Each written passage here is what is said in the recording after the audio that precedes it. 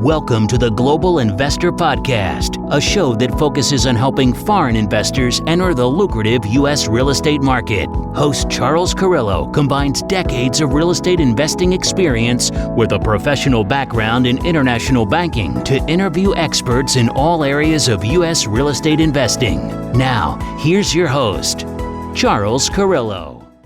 Welcome to another episode of the Global Investors Podcast. I'm your host, Charles Carillo. Today we have William Tingle. He began investing in real estate in 1999 by taking a $5,000 advance from his credit card. And since that time, he has taken deed on over 500 properties. And for over 10 years, he operated a real estate business where he wholesaled and rehabbed numerous properties each year, but found his real niche in subject to deals, which is what we'll talk about mainly today. So thank you so very much for being on the show today, William. Hey, thanks, Charles. Honored to be here. Just glad to talk to your followers today. Yeah, we touched base months back when I was on your show, and it's awesome to have you on here. As our listeners know, the majority of what we talk about on the show is we talk about a lot of multifamily investing. And what William has, before we get into it, give us a little background on yourself, because I just gave you kind of a brief overview. But if you can give us a little about yourself personally and professionally prior to getting involved with real estate investing. You bet. I was in the restaurant management business. I actually, to go a little further back, I quit school in the 9th grade. A lot of big story behind that. I won't bother you with that today. But so, I got started in the restaurant business as a dishwasher and worked my way up, because in those days, if you worked hard, if you showed up, you got promoted pretty quickly. And anybody who's been in the restaurant business knows how it works. So I found myself 20 years later, almost 40 years old. And, I was a district manager covering multiple states, making pretty good money, but I worked all the time. I never saw my family, my wife, my kids. They were both pretty young at the time. And I thought, man, there's got to be more to life than this. And one night at 2 a.m, I was flipping channels and a Carlton Sheets infomercial came on. And I know if some of your listeners have no money down. No money down. No money down. And there's always these palm trees swaying in the background. And I thought, man, and some of the people he had on the show was just crazy. You could tell that they weren't, like super, super smart. And I thought, well, that works for me. I'm only got a 9th grade education. Maybe I can figure this out too. So I whipped out the credit card, ordered the Carlton Sheets course. And, the difference in me and a lot of people is I actually did what he said to do. I didn't know any better. I didn't know it wouldn't work. I wasn't surrounded by people telling me it won't work, because I didn't tell anybody what I was doing. And so I actually went out, started doing what he said. 30 days later, I bought my first house. Then next month, I bought a next house. And after 4 or 5 houses, I said, whoa, this stuff might really work. And that's how I got started. That's awesome. So what was your first real estate investment with that? I mean, his whole thing was buying. My dad had the program. I listened to it many years back, but it was single family rentals. Is that what it was? Right. It was single family homes primarily. Now, if you have the Carlton Sheets course, it's 10 miles wide and about 1 inch deep. He covers everything under the sun, but not very in depth. But I decided early on I wanted to do single family stuff. So that's what I did. And through networking, I met another investor who said, listen, there's a small local bank where you are. They'll do investor loans. And, because I didn't know anything about subject to at the time. So I went down there and met with the banker. And he said, well, I'll finance you for some stuff, but you're going to have some skin in the game. And I thought, well, Carlton said I didn't have to have any money. So how can I work this out creatively? So I had taken a $5,000 advance off my credit card to start my business. And I told this banker, I said, well, listen, I got this house that I'm interested in. And what if instead of giving you cash for a down payment, I give you, say, $3,000 and you put that in a CD in your bank and hold that as security? And he said, okay, I can do that. So all said and done, I bought this rental property from this family that had moved away, had a tenant in it. But after prorations and everything, I got the house and I walked away from closing with a check for $871. And I said, wow, I got a house and I got a check. And I didn't have to put any money down technically. So it worked out for us. That's great. That's great. So when we're talking about subject to, and you mentioned it as being the most dependable and consistent way to build wealth in real estate. So, what is buying a a property subject to? Buying a property subject to is really just taking over the loan that's on the property. Now, when we say subject to, it could be subject to a lot of things. If you call me today, Charles, and you've got a house you need to sell, maybe you've got an IRS lien on it, maybe you've got judgments, multiple judgments, you've got a mortgage, but the deal makes sense. I can get you to deed me that property. I can take over the payments on your mortgage. I can take over the responsibility of paying out all of those debts on your property. And that's what we do when we buy subject to. We take over payments on the property. Typically, that's going to be what it is. If there are any additional liens and judgments, we'll get those satisfied, or we'll take over the responsibility for those as well. And I guess one of the big questions that might happen, and none of us are attorneys on this, but is purchasing a property with existing financing legal? And how do you structure that? It is perfectly legal. The next question you'll get from people is, what about the due on sale clause? Because most residential mortgages, most mortgages in general, have what is called a due on sale clause. And what that means is if you transfer title or any interest in the property without the approval of the lender, they have the right to call the full loan due and payable. Violating that due on sale clause is not a criminal thing that you do. It's a violation of a clause. It's just an agreement between the purchaser and the financer. So doing that is really, it's not criminal in any way. You won't go to jail. There's no due on sale jail. It's perfectly legal to take over a payment subject to any state in the United States, and a lot of countries across the planet. When I was speaking to my asset protection attorney years back, and he was telling me, he goes, it is in there, but out of all the times that I've had clients do it, not one time hasn't come back. And obviously, yeah. Yeah.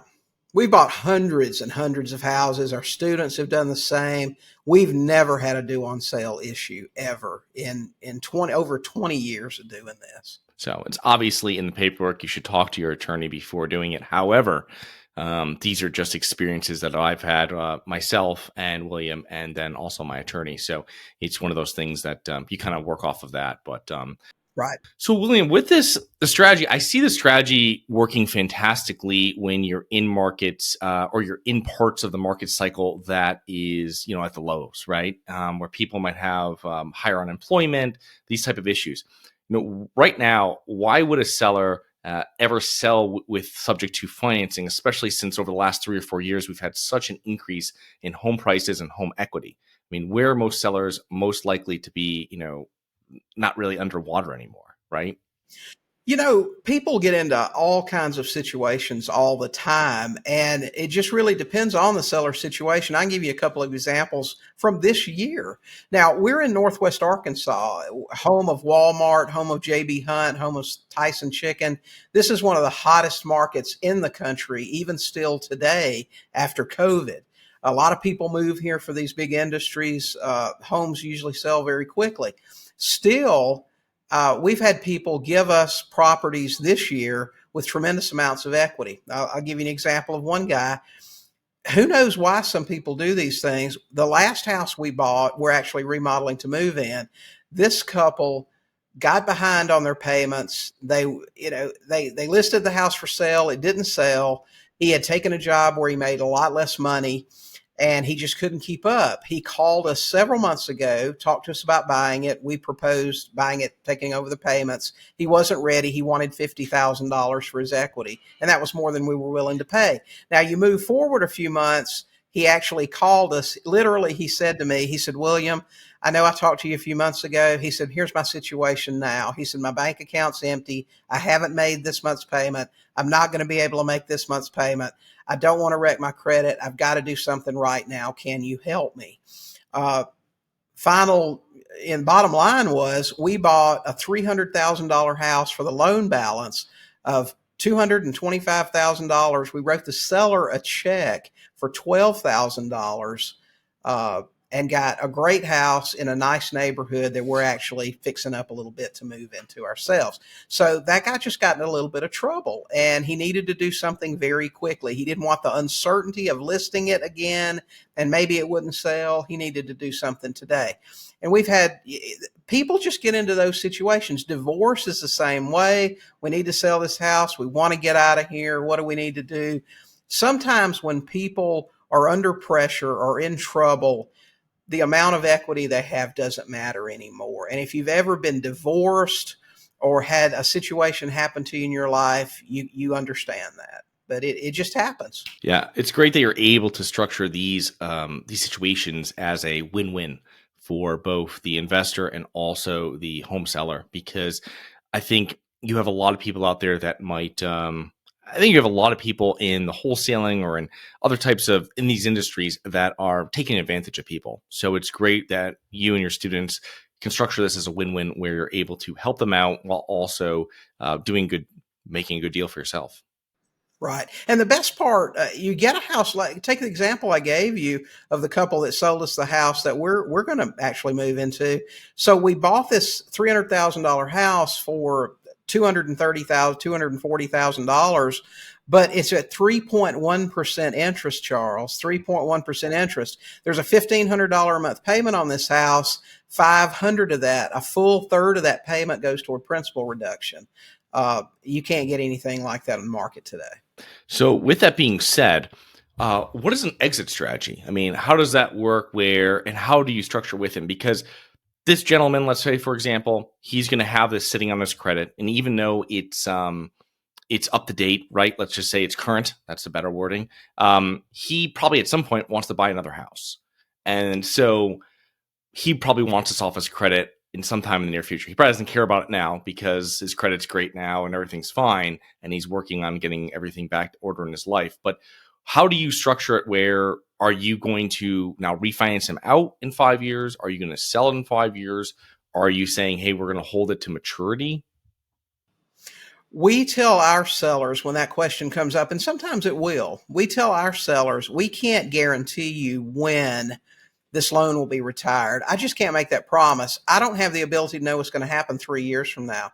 The bank may not give anyone a dime in 3 years. We've seen that happen in previous cycles. So we can't make that promise. All we can promise is an on-time payment until that day comes. Now, our typical exit strategy is to sell the house with seller financing and encourage our borrower to refinance within a relatively short period of time, 3-4 years. But again, we can't guarantee that. Life happens to people. They get divorces, they separate, they lose jobs. But we just promise an on-time payment. Now, interesting thing, typically with a sub-2, after 1 year of someone else making the payments and you can show documentation of that, the banks will wash that debt liability. Now, all of them won't do it. Some of them will, but at a minimum, they will give your seller a 75% credit toward their DTI, which is the same they would get if they rented that property out. So they will at least get that. Now, I don't know what's going to happen to my seller in the future. I can't predict their future income, how they handle the rest of their credit, but we don't make promises on cash outs. We make on-time payments, and then we'll provide them with documentation down the road should they need help with a new purchase. Yeah, that makes sense too. I mean, obviously a 3.1 mortgage rate, even if it was 4.1 or even 5.1, I mean, it's kind of crazy to refinance out that if you don't have to. Do you have money sitting in the stock market and you're worried about it? Or worse, you have money sitting at the bank, not keeping up with inflation? My name is Charles Carillo, founder and managing partner of Harborside Partners, and since 2006, I've been investing my money and my family's money into income-producing properties. These are real assets, real properties with real addresses that produce real cash flow. At Harborside Partners, we provide passive investors who love real estate with a turnkey investing solution. If you want to put your money to work in real estate but can't find deals, don't have the time to get funding, and the last thing that productive people want to do is manage real estate. We find the deals, we fund the deals, and we manage the tenants, the termites, and the properties. Partner with us at investwithharborside.com. That's investwithharborside.com. Go to investwithharborside.com. If you love real estate, you like the idea of passive income, and believe that income-producing properties will appreciate over time, go to investwithharborside.com. That's investwithharborside.com. Now, one thing you said about the exit strategy, kind of want to dig into it. So obviously, the seller trusts you. You find the seller, he trusts you. You now have access to paying the mortgage. He doesn't really have access to that anymore. Obviously, there's going to be something in the agreement that says if you stop paying, he's getting the house back, or something happens on that front. But when you go now to another party and say you sell the property with seller financing, and we're still using the original seller's financing, correct? Right. Correct.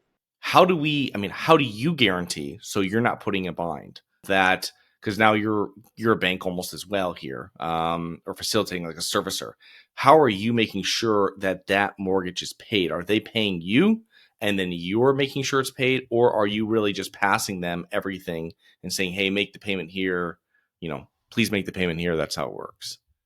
If I make you a promise, Charles, to make your mortgage payment every month, it is my responsibility to stay in the middle of that transaction. Mm-hmm. If I put a buyer in that house and they don't pay me this month, your mortgage payment is still going to be made. It is my responsibility to either get my buyer out and get someone new in. But in the meantime, I'm on the hook for that payment. So we stay in the middle of these things until they're completely retired. Yeah, that's the best way of doing it, I think, because that way you're not finding out 3 months later, the guy's calling you, hey, my credit's damaged. I'm like 90 days behind, all this kind of stuff. So yeah, we don't want that call at all. In fact, a lot of people, you'll hear this, sub 2 is such a buzzword now because of the interest rates going up. And you see a lot of these people out there talk about wholesaling sub 2 deals, which I say is just the worst.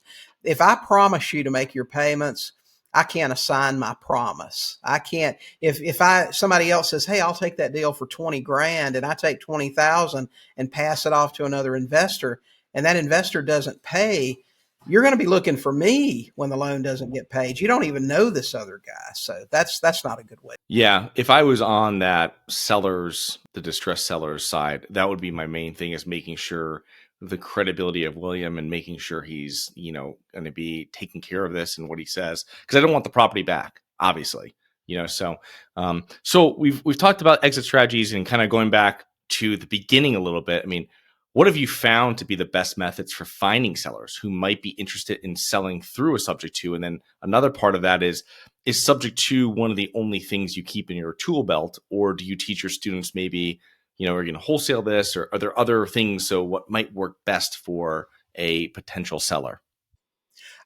The vast majority of what we do is sub 2. We actually target specific people that are most likely to sell this way. You just can't beat it. You don't have to get approval from a bank. You get super low interest rates now. I challenge any investor who tells me that they can go out and get a loan at 3 or 3.5%. We've seen what 7-8% interest rates for investors do to cash flow. I can buy houses all day long at 3% or less. But so we look for specific people that probably need our services. That can be people getting divorces, people in foreclosure. Foreclosure is a big part of our business. We actually door knock, talk to these people. Our first step is to try to help them if they want to keep their house, because most people want to keep it. And if we can assist them with that, we'll certainly do it.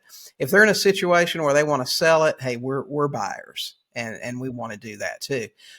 So foreclosure investing, that's a big part of what we do. So you're buying lists, let's say, that are pre-foreclosure, and then you're working it out, or how does that work? I have never been a list buyer. I create lists. Lists that you buy are old or stale, or 10,000 other people have bought them. We actually go to our county website on a weekly basis and get the freshest notice of defaults that are filed at the courthouse. And those people, we're going to be knocking on their door within a couple of days. So we're usually out there before they even know the notice has been filed. That's how quick we are out there. And then they're going to work out with their bank, and you're going to get them current. And then part of that, you're taking over the property. Well, what'll happen, most of these people are behind. They've either had a loan modification several months before and still haven't made any payments, or they're just behind. And we just come in. If they want to sell, we find out what they need as far as cash, what they're expecting. Let's say somebody's $10,000 behind. Their payments are $1,500 a month. They hadn't made a payment in 6 months, and they want $10,000. So we're looking at $20,000 to get into the house. It's in very good condition, but it's worth $300,000.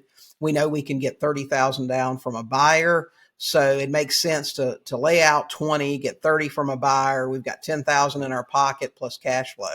That's a typical deal for us. Yeah. And then that's not going to work with a typical wholesaler, because by the time that they get under contract, by the time that they assign it, this person's deep in, they're even more behind in this foreclosure process. Whereas you're coming in, fixing it right away. And that allows them everybody to salvage everything, which is great.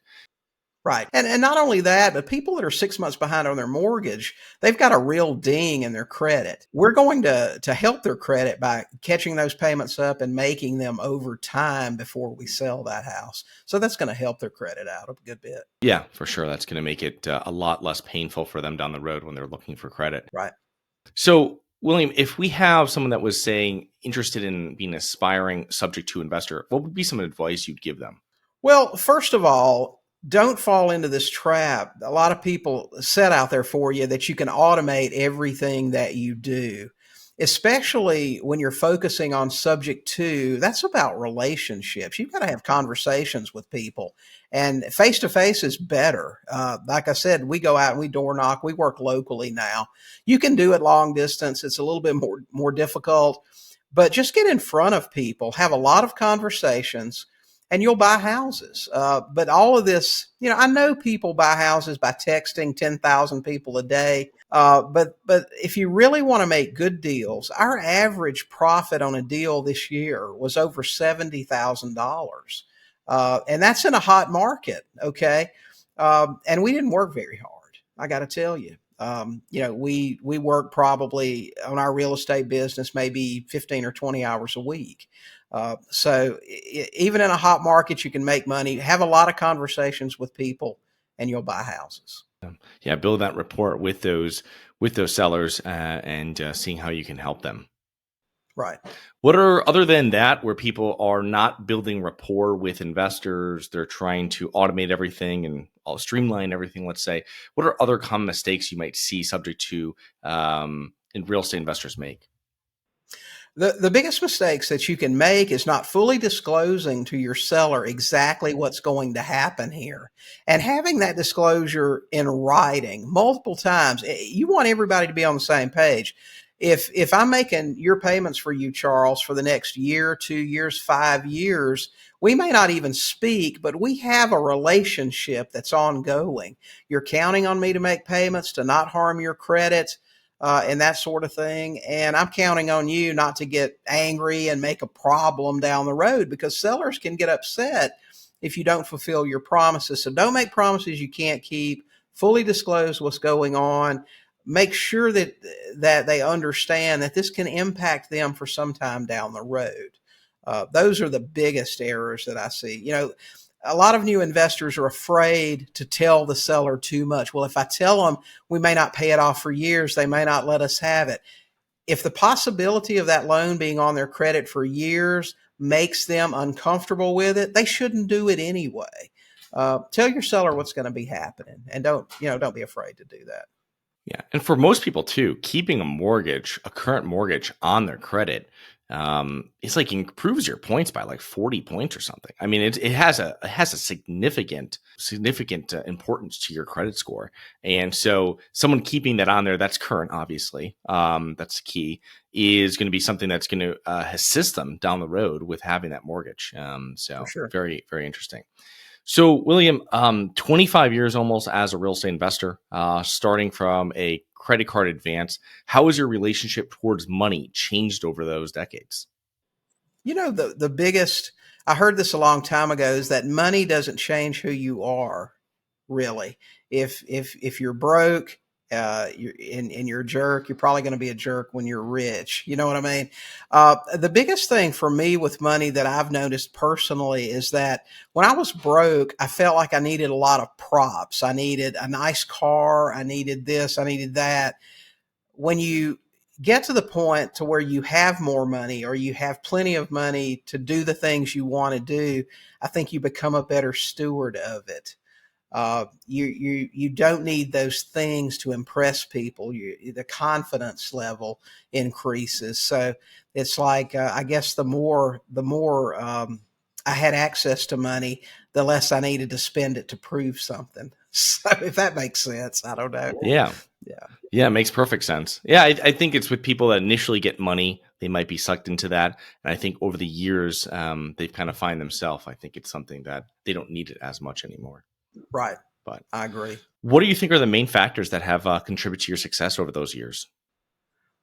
Gosh, not being afraid to work. We talked a little about that before we came on today.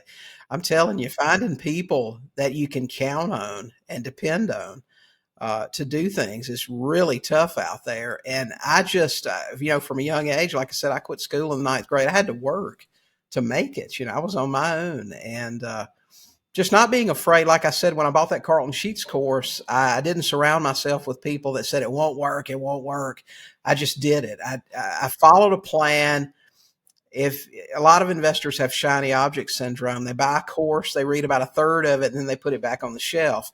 It doesn't matter what you want to do, whether it's multifamily, single family, commercial, it doesn't matter. Pick something, follow a course from a reputable teacher, and do what they tell you to do. And your chances of success improve tremendously. Yeah.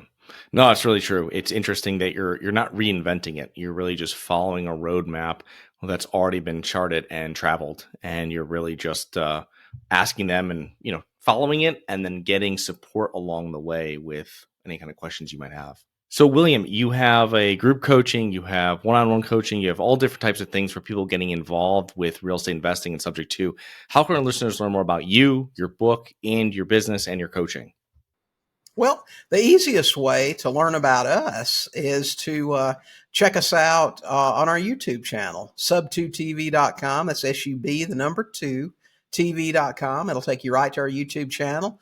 We release a new video just about every day. We do podcasts, we do YouTube lives, and we release just general training videos. That's the easiest way to find us. Beyond that, we have probably the most affordable creative finance coaching on the planet at $7coaching.com. $7 a month, and I'll answer your questions for you, and we'll teach you how to get out there and talk to sellers and buy houses. That's fantastic. So thank you so much for coming on today, William, and looking forward to connecting with you here in the near future. Oh, for sure. I appreciate you having me on. Hi guys, it's Charles from the Global Investors Podcast. I hope you enjoyed the show. If you're interested in getting involved with real estate, but you don't know where to begin, set up a free 30-minute strategy call with me at schedulecharles.com. That's schedulecharles.com. Thank you. Thank you for listening to the Global Investor Podcast. If you like the show, be sure to subscribe on iTunes or Google Play to get new weekly episodes. For more resources and to receive our newsletter, please visit globalinvestorpodcast.com. And don't forget to join us next week for another episode. Nothing in this episode should be considered specific, personal, or professional advice. Any investment opportunities mentioned on this podcast are limited to accredited investors. Any investments will only be made with proper disclosure, subscription documentation, and are subject to all applicable laws. Please consult an appropriate tax, legal, real estate, financial, or business professional for individualized advice. Opinions of guests are their own. Information is not guaranteed. All investment strategies have the potential for profit or loss. The host is operating on behalf of Syndication Superstars, LLC exclusively.